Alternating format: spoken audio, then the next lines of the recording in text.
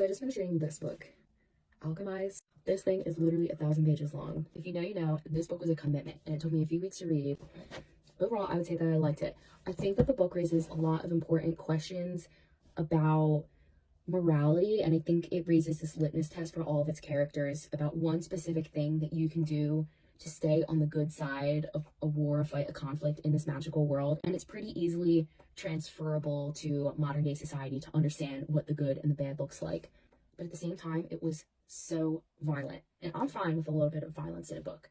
I think it's totally acceptable. I've read things that are pretty gory before. I'm a fan of gothic horror, gothic fiction, all that stuff. But I do think that the violence in a book like this needs to have a purpose and needs to be telling us something about the story and not just be there for the shock factor or for the sake of brutalizing people and showing the brutalization of bodies just to say how terrible things are.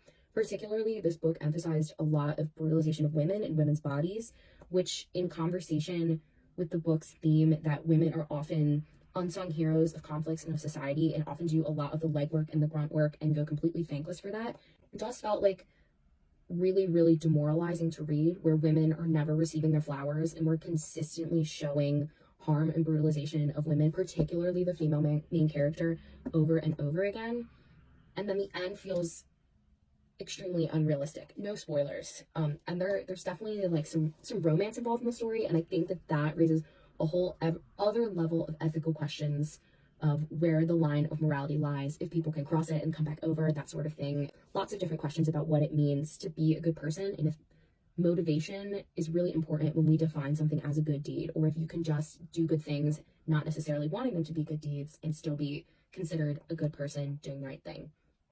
Overall, I enjoyed it. I think it tackles tough questions, and I think it's interesting in the way that it asks readers to examine common narratives of war and the tropes of the chosen one and the hero that comes from nothing, that steps to the front in the battle, and that person is the one that saves everyone.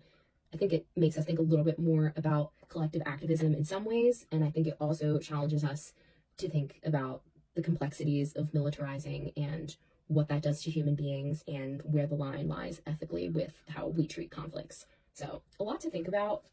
The magic system was also a little bit confusing sometimes, which I think I was able to get over for the most part. But at the same time, it was almost like the writer had bitten off a little more than the reader could chew in terms of like deep terminology. And I would have loved a glossary with more in-depth like knowledge about what these things meant. So yeah, I did it. 1,000 pages. If you read this book, let me know what you think, because I feel pretty torn on it. And I definitely could see myself going back and trying to read it again just to pick up on things that I didn't get the first time. So yeah.